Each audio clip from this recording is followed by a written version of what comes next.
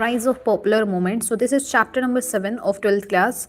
3 decades after independence, the people were beginning to get impatient, and their unease expressed itself in the various forms in the previous chapter. And we have already gone through the story of electoral upheavals and political crises. Yet, that was not the only form in which popular discontent expressed itself. In the 1970s, diverse social groups like women, students, Dalits, and farmers felt that democratic politics did not address their needs and demands, and therefore they came together under the banner of various social organizations to voice their demands. These assertions marked the rise of popular movements of new social movements in Indian politics. In this chapter, we trace the journey of some of the popular movements that developed after the 1970s in order to understand what are the popular movements, which sections of Indian society have they mobilized, what is the main agenda of these movements, what role do they play in the democratic setup like ours. Here, photographs on this and the facing page are of participants and leaders of the Chipko movement, recognized as one of the first environmental movements in the country. Now here we are starting with the chapter Rise of Popular Movements. Nature of popular movements. Take a look at the opening image of this chapter. What do you see there?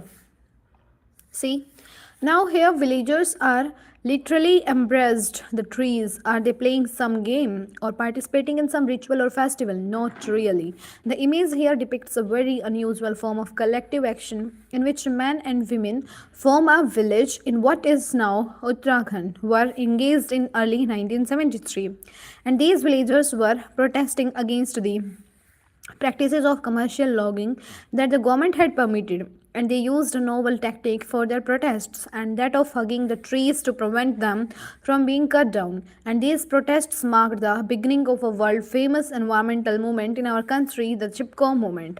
Now let's start with the Chipko movement. So Chipko movement began in 2 or 3 villages of Uttarakhand when the forest department refused permissions to the villagers to fell ash trees for making agricultural tools.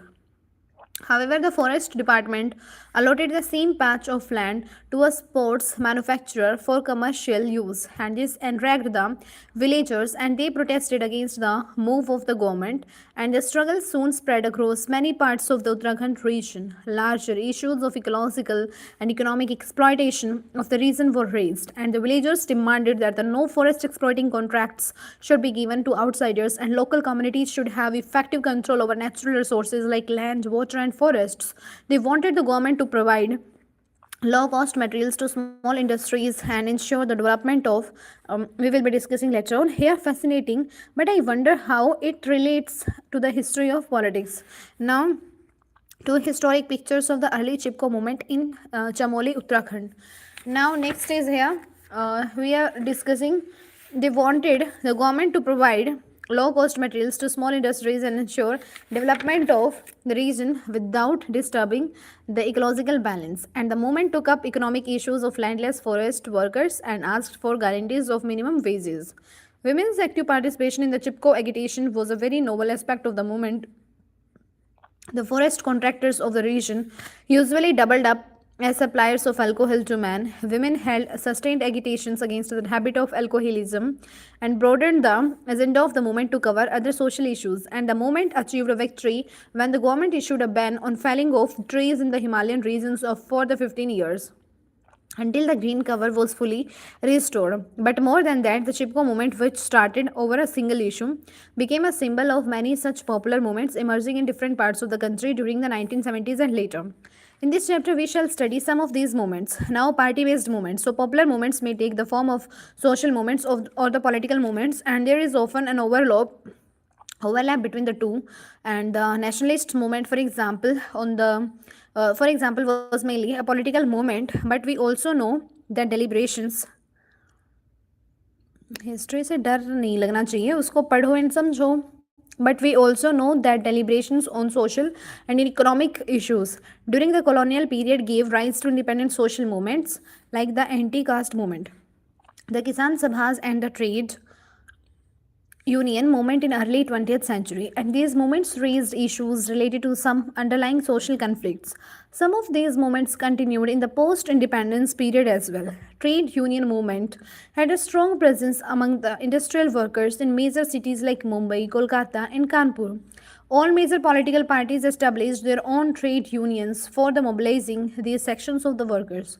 Peasants in the Telangana region of Andhra Pradesh organized massive agitations under the leadership of communist parties in the early years of independence and demand redistribution of land to cultivators. Peasants and agricultural laborers in the parts of Andhra Pradesh, West Bengal, Bihar, and adjoining areas continued their agitations under the leadership of the Marxist Leninist workers who were known as the Naxalites. You have already read about the Naxalite movement in the last chapter, and the peasants and the workers' movements mainly focused on the issues of economic injustice and inequality. Here I don't get it. How can you do politics without a party? ये तो possible ही नहीं है. This book is rise of politics in India since independence of 12th class political science. So these movements did not participate in the elections formally, and yet they retained connections with the political parties. As many participants in these movements as individuals and as organizations were actively associated with the parties, and these links ensured a better representation of the demands of diverse social sections in the party politics. Now, next is non-party movements. So, in the 1970s and 1980s, many sections of the society became disillusioned with the functioning of political parties. Failure of the Janta experiment and the resulting of political instability were the immediate causes. But in the long run, the disillusionment was also about the economic policies of the state, and the model of planned development that we adopted after the independence was based on the twin goals of growth and distribution. You have read about it in the chapter 3. In spite of the impressive growth in many sectors of economy in the first 20 years of independence, poverty and inequalities persisted on a large scale. Benefits of economic growth did not reach evenly to all the sections of society. Existing social inequalities like caste and gender sharpened and complicated the issues of poverty in many ways, and there also existed a gulf between the urban industrial sector and the rural agrarian sector. A sense of injustice and deprivation grew among different groups. Many of the politically active groups lost faith in the existing democratic institutions and electoral politics, and they therefore chose to step outside of party politics and engage in mass mobilization for registering their protests. Students and young political activists from various sections of the society were in the forefront in organizing the marginalized sections such as Dalits and Adivasis, and the middle class young activists launched service organizations and constructive programs among the rural poor. Because of the voluntary nature of their social work, many of these organizations came to be known as voluntary organizations or voluntary sector organizations. And these voluntary section organizations close to remain These voluntary organizations chose to remain outside party politics, and they did not contest elections at the local or regional level, nor did they support any one political party. Most of these groups believed in politics and wanted to participate in it, but not through the political parties. Hence, these organizations were called non-party political formations, and they hoped that direct and active participation by local groups of citizens would be more effective. We are discussing rise of popular movements. Popular movements ये इतने famous क्यों हैं उस time पे? Like चिपको movement, इससे related जो भी मतलब मूवमेंट है उस टाइम पे कौन सी पार्टीज़ थी, वो सारी की सारी चीज़ें जो है हम पॉलिटिक्स के पॉइंट ऑफ व्यू से पढ़ रहे हैं, क्योंकि ये हमारी एनसीईआरटी बुक में है. So such voluntary sector organizations still continue their work in the rural and urban areas. However, their nature has changed. Of late, many of these organizations are funded by external agencies, including international service agencies. The ideal of local initiatives is weakened as a result of availability of external funds on a large scale to these organizations. उसके बाद next है, popular movements have inspired artistic production like these posters. Popular movements have inspired artistic production like these posters. Yes, below the 3 posters from top to bottom are from a campaign against a Coca-Cola plant, agitation against a highway, and save Periyar River movement.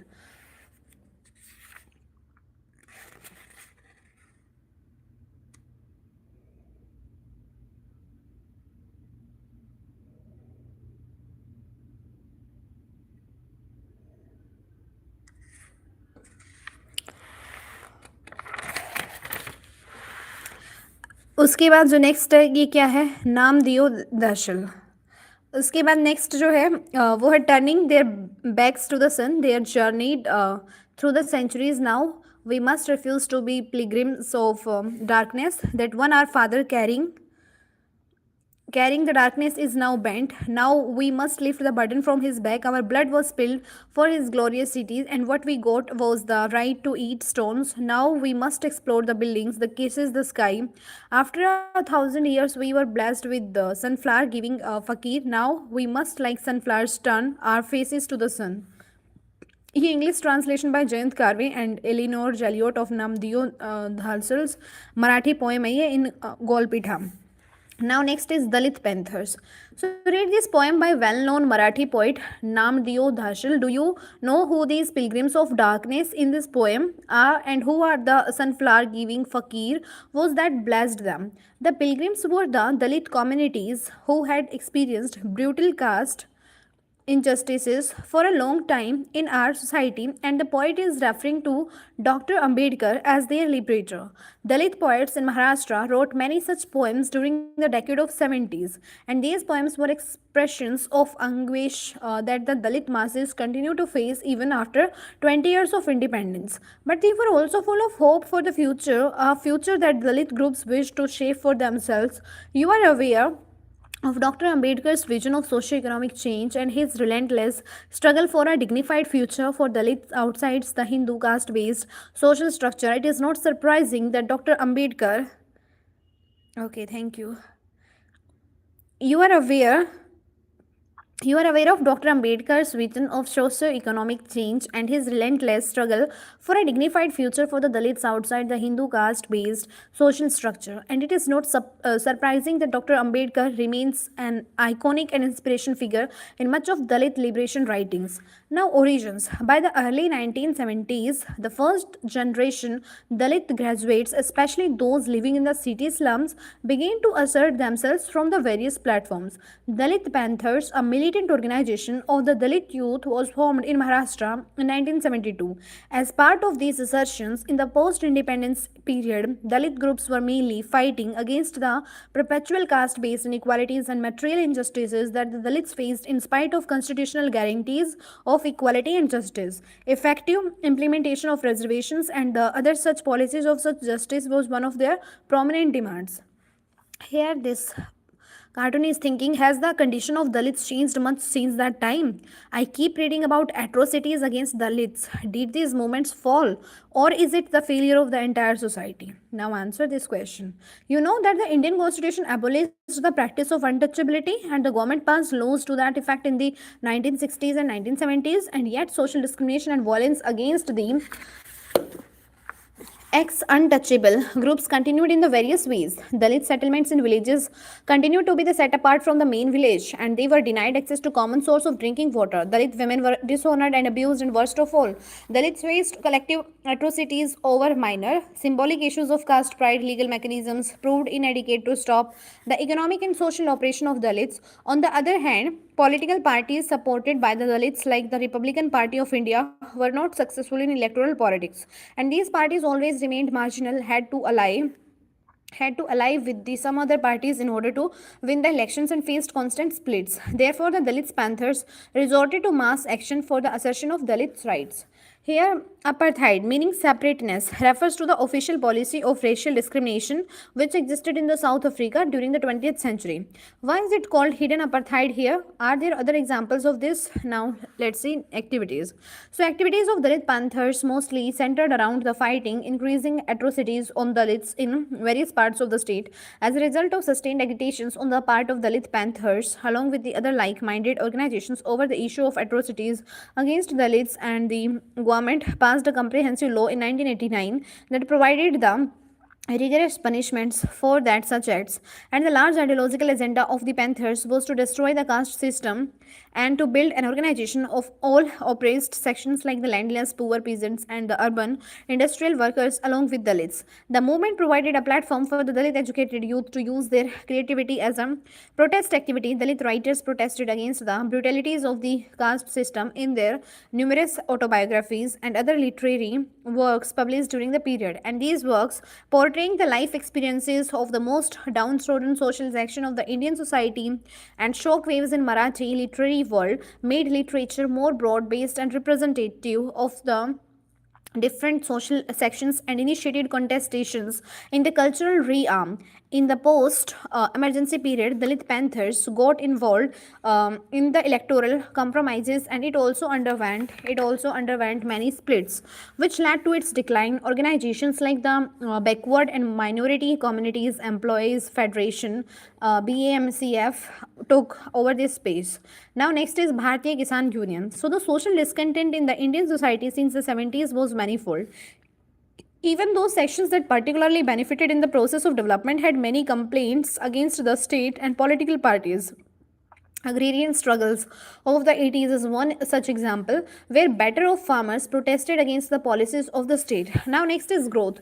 In January 1988, around 20,000 farmers had gathered in the city of Meerut, Uttar Pradesh. They were protesting against the government decision to increase the electricity rates, and the farmers camped for about 3 weeks outside the district collector's office until their demands were fulfilled. It was a very disciplined agitation of the farmers, and all those days they received regular food supply from the nearby villages. And the Meerut agitations was seen as a great show of rural power of farmers, cultivators, and these agitating farmers were members of the Bharatiya Kisan Union, an organization of farmers from the western Uttar Pradesh and Haryana regions. The BKU was one of the leading organizations in the farmers' movements of the 80s, and we have noted in the chapter 3 that farmers of the Haryana, Punjab, and western Uttar Pradesh had benefited in the late 1960s from the state policies of the Green Revolution. Sugar and wheat became the main cash crops in the region. Since then, the cash crop market faced a crisis in the mid 80s due to the beginning of the process of liberalization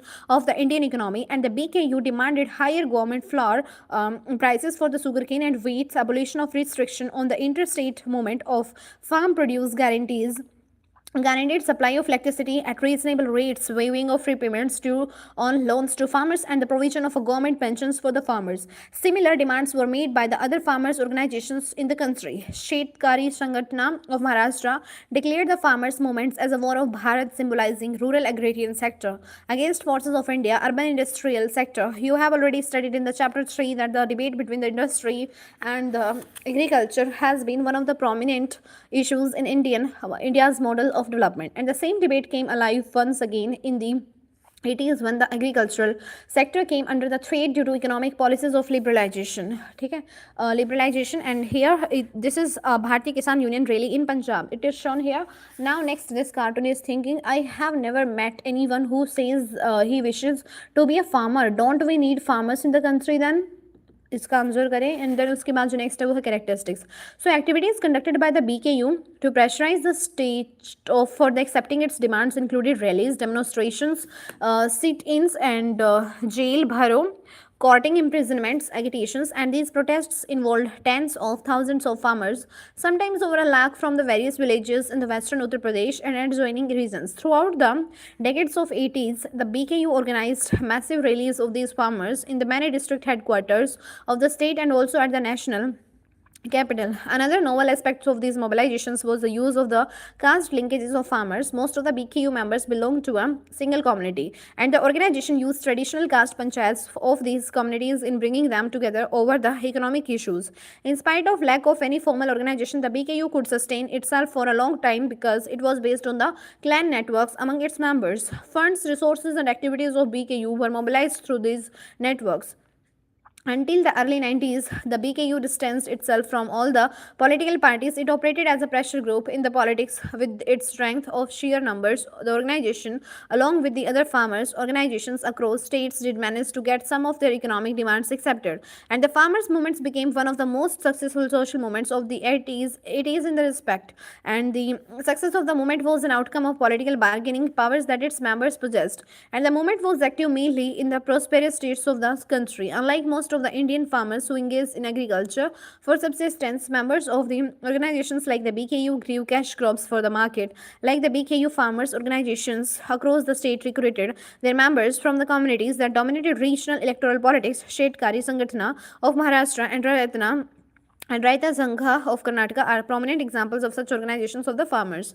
Here, this is Kisan Union wants agriculture out of WTO purview. So, here by our staff correspondent, Mysore on February 15, the Bharatiya Kisan Union has warned of socio-economic upheavals in the country if India does not bargain to keep agriculture out of the purview of the World Trade Organization.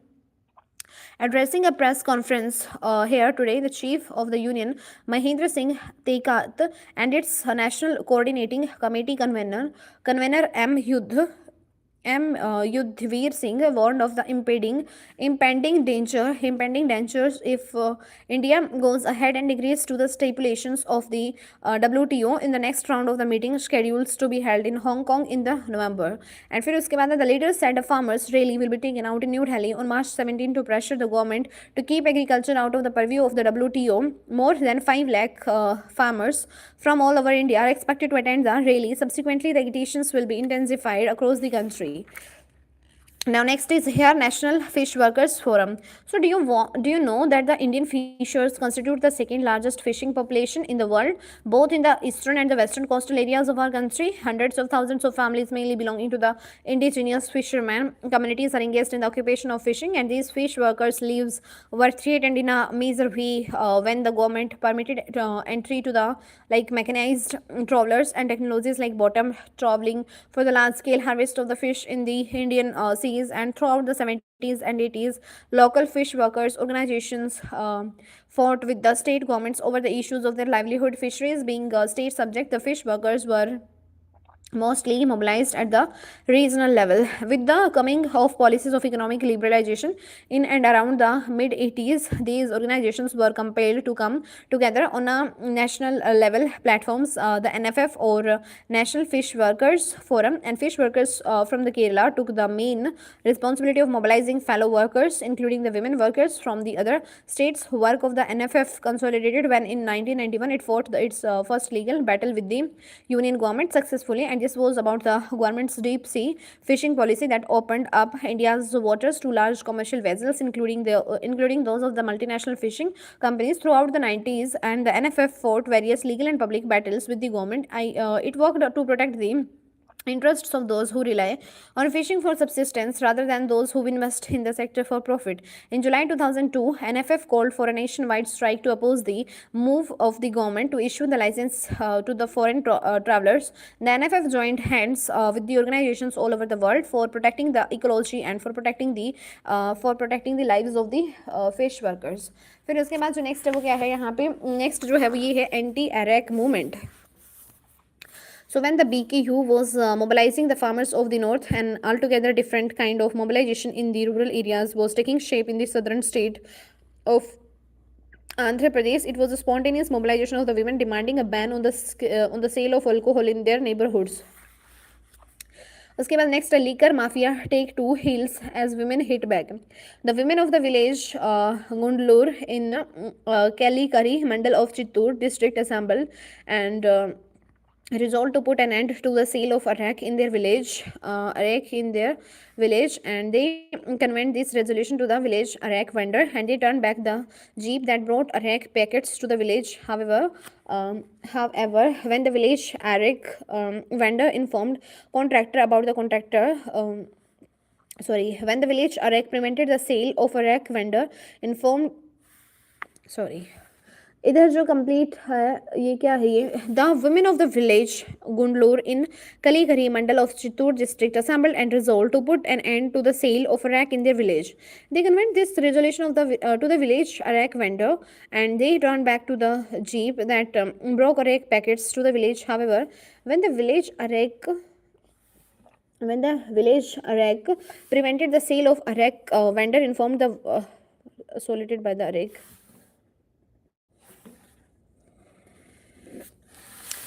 When the village arak vendor informed the contractor about this, the contractor sent him a gang of men to help him resume sales, and women of the village were adamant and opposed this move, and the contractor called in the police, but even they had to beat a retreat.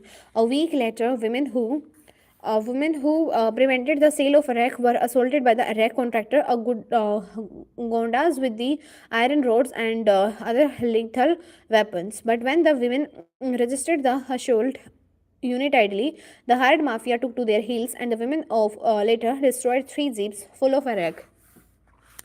Now here you can see this how we hear all these nice stories, but they never tell us how this ended. And did this movement put an end to drinking, or did the men go back to it after some time? उसके बाद next है stories of this kind appeared in the Telugu press almost daily during the 2 months of the September and October 1992 के time पे. The name of the village was changed in each case, but the story was the same. Rural women in the remote village from the state of Andhra Pradesh fought a battle against alcoholism, against mafias, and against the government during this period, and these agitations shaped what was known as the anti-Iraq movement in the state.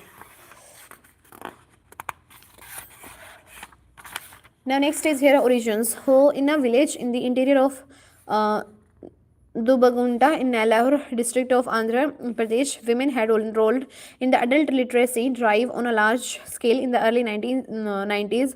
It is during this discussion in the class that women complained of increased consumption of locally brewed alcohol harek by the men in their families, and the habit of alcoholism had taken deep roots among the village people and was ruining their physical and mental health, and it affected the rural. This is 12th class and you are from 10th class, okay. This chapter is rise of popular movements. The habit of alcoholism had taken deep roots among the village people and was ruining their physical and mental health. And it affected the rural economy of the region a great deal. Indebtedness grew with the increasing scales of the consumption of alcohol. Men remained absent from their jobs, and the contractors of alcohol engaged in the crime for securing their monopoly over the arrayed trade. Women were the worst sufferers of these ill effects of the alcohol, as it resulted in the collapse of the family economy, and women had to bear the brunt of the violence from the male family members, particularly the husband. And women in Nellore came together in spontaneous local initiatives to protest against Iraq and forced closures of the wine shops, and the news spread fast, and women of about 5,000 villages got inspired and met together in the meetings, passed resolutions for imposing prohibition, and sent them to the district collector. And the Iraq auctions in Nellore districts were postponed 17 times, and this movement in the Nellore district slowly spread all over the state. ठीक है, इधर जो है ये क्या है, women taking out procession in the Hyderabad in 1992 protesting against the selling of the arak. Now here linkages. So the slogan of the anti-arak movement was simple: prohibition on the sale of arak, and but this simple demand touched upon larger social, economic, and political issues of the region that affected women's life. A close nexus between the crime and politics was established around the business of arak, and the state government collected huge revenues by way of taxes imposed on the sale of arak and was therefore not willing to impose a ban. Groups of local women tried to address these complex issues in their agitations against the arak, and they also openly discussed the issues of domestic violence. Their movement for the first time provided a platform to discuss private issues of domestic violence, and thus the anti-arak movement also became part of the women's movement. उसके बाद earlier women's groups working on the issues of domestic violence, the custom of dowry, sexual abuse at work and public places were active mainly among the urban middle class women in the different parties of the country, and their works and different parts of the country, and their work led to the realization that issues of injustice to the women and of gender inequalities were complicated in the nature. During the decade of the 80s, women's movement focused on the issues of sexual violence against the women within the families and outside, and these groups ran a campaign against the system of dowry and demanded personal and property laws based on the norms of gender equality, and these campaigns contributed a great deal in the increasing overall social awareness about the women's questions. Focus of the women's movement gradually shifted from the legal reforms to open social confrontations like the one we discussed above. As a result, the movement made demands of the equal representation of the women equal representation to the women in the politics. During the 90s, we know that the 73rd and 74th Amendments have granted reservations to the women in the local level. Political offices demands for the extending similar reservations in the state and central legislatures have also been made. A constitution amendment bill to this effect has been proposed, but has not received enough support from the parliament yet. Main opposition to the bills has come from the groups, including some women's groups who are insisting on the separate quota for Dalit and OBC's women within the proposed women's quota in the higher political offices. Now here women's demonstration in favor of anti-dowry act. Now next is here the lawyer Bhaskar Kulkarni is assigned a legal end case to represent Bhikhu Lahayana, an Adivasi who is charged with the murdering his wife, and the lawyer tries hard to find out the cause of the killing out. The accused is determinedly silent who is his family. The lawyer's perseverance leads to an attack to him and also a tip off by a social worker about what had happened, and but this social worker disappears and Bhikhu's father dies. Bhikhu is permitted to attend the funeral of his father. It is here that Bhikhu breaks down and the Korosh screaming cry erupts, and this hard-hitting film depicts the subhuman life of the oppressed and the uphill task facing any intervention against dominant social powers. ठीक है. Year 1980. Director है Govind Nihalani. Story है विजय Tendulkar. Screen play है Satyadev Dubey. Actress है इसमें नसीरुद्दीन शाह, ओम पुरी, स्मिता पाटिल, नना पाटेकर, महेश एलकुंचवर. ठीक है. तो इस आपके 12th क्लास की बुक में ना हर एक चैप्टर में जो है कोई ना कोई जो है मूवी बनी हुई है उन चैप्टर्स पे, तो वो मूवीज़ भी जो है देखी जा सकती हैं इन चैप्टर्स को अच्छे से समझने के लिए. So here a poster in support of Narmada बचाओ आंदोलन. ठीक है. सो नर्मदा बचाओ आंदोलन जो है ये क्या था? Social movements that we discussed so far raised various issues about the model of economic development that India had adopted at the time of independence. Chipko movement brought out the issue of the ecological depletion, where the farmers complained of neglect of agricultural sector. Social and material conditions of the Dalits led to their mass struggles, whereas the anti-Iraq movement focused on the negative fallouts of what was considered development. The issue implicit in all these movements was made explicit by the movements against displacement caused by the huge developmental projects. Now here is Sardar Sarovar project. So an ambitious developmental project was launched in the Narmada Valley of Central Asia in the early 80s, and the project consisted of 30 big dams, 135 medium-sized and around 3,000 small dams to be constructed on the Narmada and its tributaries that flows across the three states of Madhya Pradesh, Gujarat and Maharashtra. Sardar Sarovar project in the Gujarat and the Narmada Sagar project in the Madhya Pradesh were two of the most important and biggest multi-purpose dams planned under the project Narmada Bachao Andolan. A movement to save the Narmada opposed the construction of these dams and questioned the nature of ongoing development projects in the country. Now Sardar Sarovar project is a multi-purpose mega scale dam. Its advocates say that it would benefit huge areas of Gujarat and the three adjoining states in the terms of availability of drinking water and water for the irrigation, generation of electricity, and increase in the agricultural production. Many more subsidiary benefits like effective flood and drought control in the region were linked to the success of this dam. In the process of construction of the dam, 245 villages from these states were expected to get submerged. It required a relocation of around 2.5 lakh people from these villages. Issues relocation and proper rehabilitation of the project affected people who were first raised by the local activist groups. It was around 1988 to 1989, and that the issues crystallized under the banner of the NBA, a loose collective of the local voluntary organizations. Debates and struggles. Since its inception, the NBA linked its opposition to the Sardar Sarovar project with the larger issues concerning the nature of ongoing developmental projects, efficacy of the model of development that the country followed, and about what constituted public interest in a democracy. It demanded that there should be a cost-benefit analysis of the major developmental projects completed in the country so far. The movement argued that the largest social costs of the developmental projects must be calculated in such an analysis, and the social costs included forced resettlement of the project affected people, a serious loss of their means of livelihood, and cultural and depletion of ecological resources. Here I have never heard of post colonies post colonies and cities being demolished for any developmental project. Why is it always the Adivasis and the poor who are asked to leave their homes? Now here, Initially, the movement demanded proper and just rehabilitation of all those who were directly or indirectly affected by the project. The movement also questioned the nature of decision-making processes that go in the making of mega-scale developmental projects, and the NBA insisted that local communities must have a say in such decisions, and they should also have effective control over the natural resources like water, land, and forests. And the movement also asked why, in a democracy, should some people be made to sacrifice the benefiting the others. All these considerations led to the NBA to shift from its initial demand for the rehabilitation to its position of total opposition to the dam. Here, NBA leader Medha Patkar and other activists in Jal Samadhi protesting in the rising waters in 2002 bottom a boat rally organized by the NBA.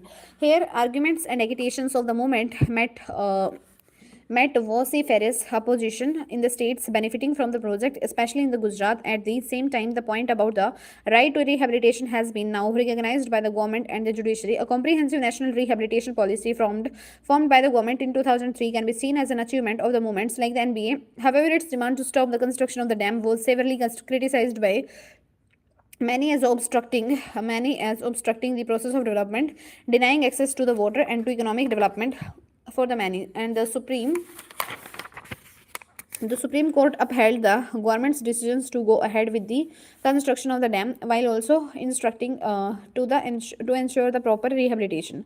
Narmada Bachao Andolan continued a sustained agitation for more than 20 years. It used every available democratic strategy to put forward its demands. These included appeals to the judiciary, mobilization of support at the international level, public rallies in support of the movement, and a revival of forms of satyagraha to convince the people about the movement's positions. However, the movement could not garner much support among the mainstream political parties, including the opposition parties. In fact, the journey of the Narmada Bachao Andolan depicted a gradual process of disjunction between the political parties and social movements in Indian politics. By the end of the 90s, however, the NBA was not alone. There emerged many local groups and movements that challenged the logic of large-scale developmental projects in their areas. Around this time, the NBA became part of a larger alliance of the people's movement that are involved in the struggles for the similar issues in the different regions of the country. Now, here next is lessons from the popular movements. So, the history of these popular movements helps us to understand better the nature of democratic politics. The history of these popular movements helps us to understand better the nature of democratic politics. We have seen that these non-party movements are neither sporadic in nature, nor are these a problem. These movements came up to rectify some problems in the functioning of party politics and should be seen as integral part of our democratic politics. And they represented new social groups whose economic and social grievances were not redressed in the realm of the electoral politics. Popular movements ensured effective representation of diverse groups and their demands. This reduced the possibility of the deep social conflict and disaffection of these groups from the democracy. Popular movements suggested new forms of active participation and thus broadened the idea of participation in Indian democracy. Critics of these movements often argue that collective actions like strikes, sit-ins, and rallies disrupt the functioning of the government, delay decision making, and destabilize the routines of democracy. Such an argument invites a deeper question: why do these movements resort to such assertive forms of action? We have seen in this chapter that the popular movements have raised legitimate demands of the people and have involved large scale participation of citizens. It should be noted that the groups mobilized by these movements are poor, socially and economically disadvantaged sections of the society. From the marginal social groups, the frequency and the methods used by the movement suggest that the routine functioning of the democracy did not have enough space for the voices of these social groups, and that here there are so many like movements जो कि images में आ रखी हैं कहाँ पे newspapers में. फिर उसके बाद है movement two for the right to information. So here see this picture. घोटाला रथ यात्रा, a popular theatre from the evolved by MKSS. Here, movement for right to information. The movement for right to information (RTI) is one of the few recent examples of the movement that did succeed in the getting the state to accept its major demand. And the movement started in 1990 when a mass-based organization called the Mazdoor Kisan Shakti Sangathan (MKSS) in the Rajasthan took the initiatives in demanding records of famine, relief work, and accounts of laborers. And the demand was first raised in the Bhim Tehsil in a very backward regions of Rajasthan. And the villagers asserted their right to information by asking for the copies of bills and vouchers and name of the persons on the muster rolls who have been paid wages on the construction of schools, dispensaries, small dams, and community centers. On paper, such development projects were all completed, but it was common knowledge of the villagers that there was gross misappropriation of the funds. In 1994 and 1996, the MKSS organized Sunwais or the public hearings where the administration was asked to explain its stand in the public. Here, the movement had a small success when they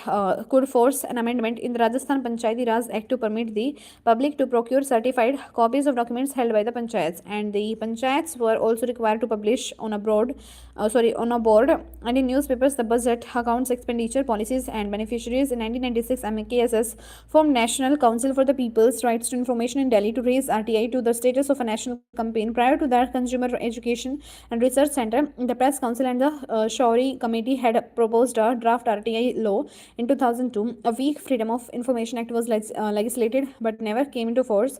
In 2004, RTI bill was tabled and received presidential assent in the June 2005.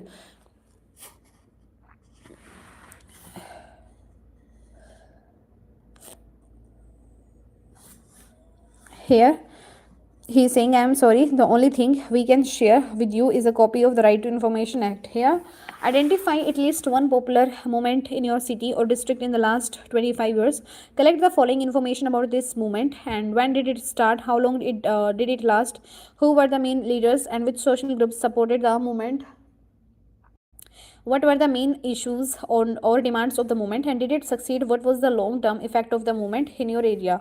So you can search this. And क्या बात कर रहे थे, is perhaps why these groups turned to mass actions and mobilizations outside the electoral arena. This can be seen in the recent case of the new economic policies. As you will read in the chapter 9, there is a growing consensus among the political parties over the implementation of these policies. It follows that those marginal social groups who may be adversely affected by these policies get less and less attention from the political parties as well as the media. Therefore, any effective protests against these policies involves assertive forms of actions that are taken up by the popular movements outside the framework of the political parties. Movements are not only about the collective assertions or only about the rallies and protests. They involve a gradual process of coming together of people with the similar problems, similar demands, and similar expectations. But then movements are also about the making people aware of their rights and the expectations that they can have from the democratic institutions. Social movements in India have been involved in these educative tasks for a long time and have thus contributed to the expansion of democracy rather than causing disruptions, and the struggle for the right to information is a case in point.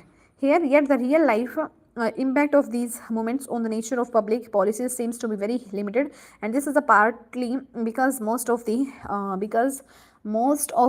contemporary movements focus on a single issues and represent the interest of one section of the society. Thus, it becomes possible to ignore the reasonable demands. Democratic politics require broad alliance of the various disadvantaged social groups. Such an alliance does not seem to be shaping under the leadership of these movements. Political parties are required to bring together different sectional interests, but they also seem to be unable to do so. Parties do not seem to be taking up issues of the marginalized social groups, and the movements that take up these issues operate in a very restrictive manner. The relationship between the popular movements and political parties has grown weaker over the years, creating a vacuum in the politics. In the recent years, this has become a major problem in the Indian politics. So this chapter is over.